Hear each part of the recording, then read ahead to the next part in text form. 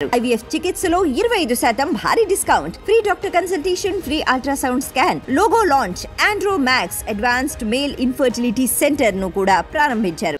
ఇప్పుడు పోయిన గత ప్రభుత్వ వైసీపీ హయాంలో ఆడుదాం ఆంధ్ర అనే కొత్త పథకాన్ని స్వీకారం చుట్టారు.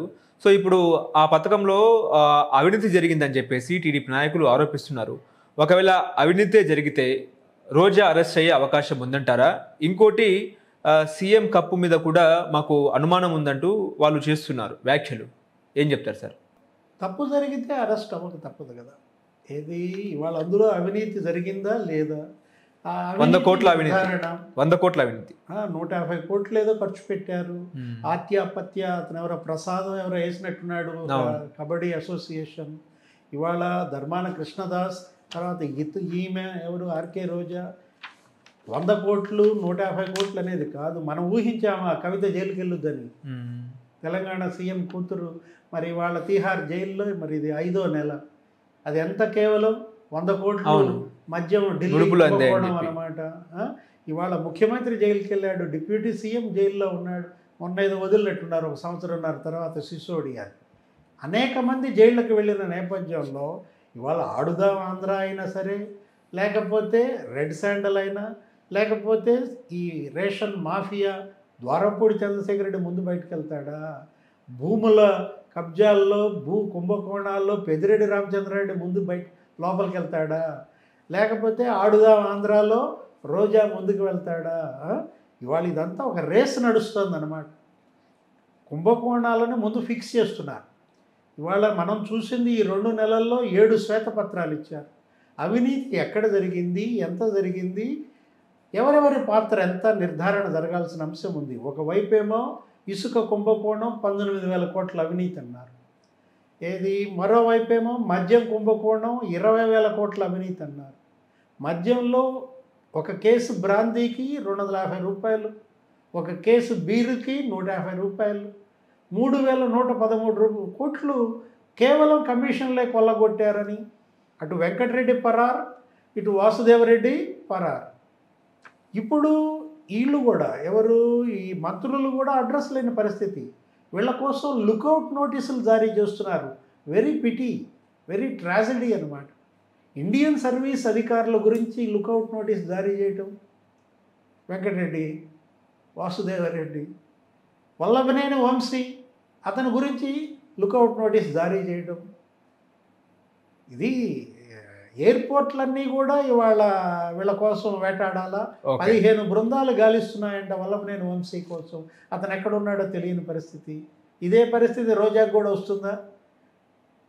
చంద్రబాబు 3వ కన్ను తెరిస్తే ఏపీ అతలాకుతలమేనా? అంటే వైసీపీ శ్రేణుల్లో చంద్రబాబు 3వ కన్ను తెరిస్తే వీళ్ళంతా అరెస్ట్ అవ్వడం ఖాయమేనా? 3వ కన్ను తెరవటం అంటే చంద్రబాబు ఆయనేమి కక్ష సాధించే వ్యక్తి కాదు. మనకు తెలిసిన చంద్రబాబు ఏంటంటే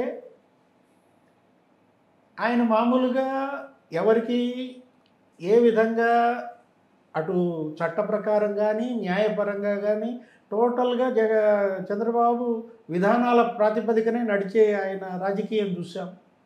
గతంలో మరి ఇది 4.0 14 ఏళ్ళ చేశాడు సీఎంగా. 14 ఏళ్ళు ఆయన సీఎంగా ఉన్నప్పుడు కక్ష సాధింపు చూడలే. ఆయన ఎవరిని జైళ్ళకు పంపిన ఉదంతం కూడా లేదు. జగన్మోహన్ రెడ్డి జైలుకి వెళ్ళింది కూడా చంద్రబాబు ముఖ్యమంత్రిగా ఉన్నప్పుడు కాదు. జగన్మోహన్ రెడ్డి జైలుకి వెళ్ళింది కాంగ్రెస్ అధికారంలో ఉన్నప్పుడు. అవునవును. అంటే ఇవాళ జైళ్ళకి వెళ్ళడం కాదు కదా.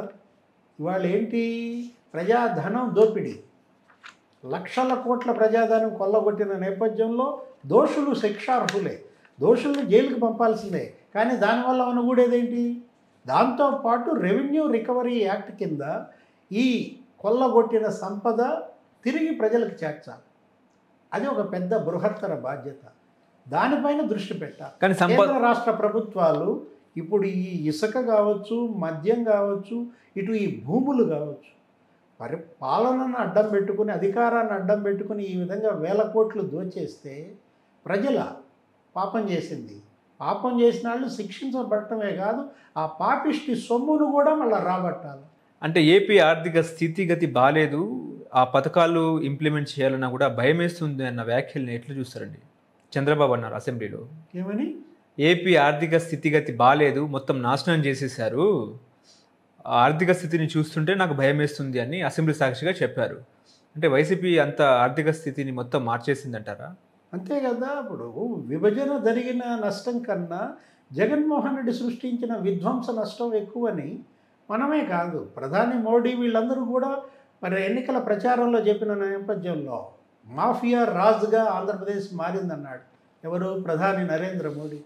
మొత్తం రాజ్నాథ్ సింగ్, నిర్మలా సీతారామన్ అందరూ కూడా ఇక్కడ ప్రచారాల్లో ధ్వజమెత్తారు. జేపీ నడ్డా. మనకు తెలిసి 4 మాఫియాలు: land, sand, mine, wine mafia.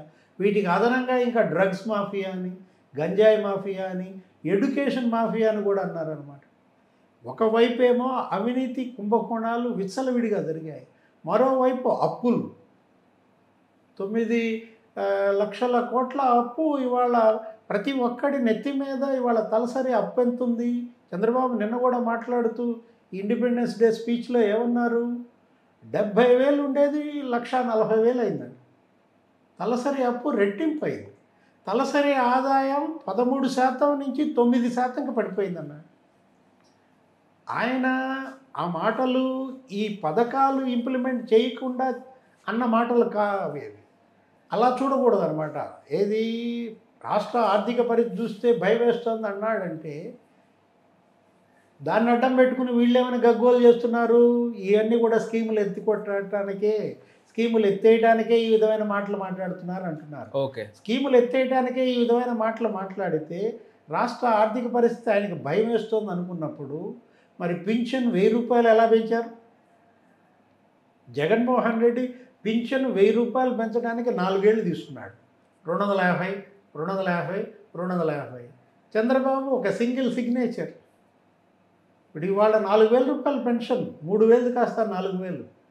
ఆర్థిక స్థితి అంటే భయం వేస్తుందన్నప్పుడు అంత పింఛన్ ఎలా ఇచ్చాడు?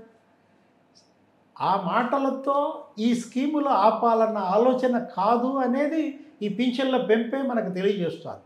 అన్నా క్యాంటీన్లు ఓపెన్ చేశాడు. ఇవాళ అన్నా క్యాంటీన్లు ఎలా ఓపెన్ చేశాడు? ఆర్థిక స్థితి భయం వేస్తోందంటే అది వేరు, ఇది వేరు అన్నమాట. ఓకే.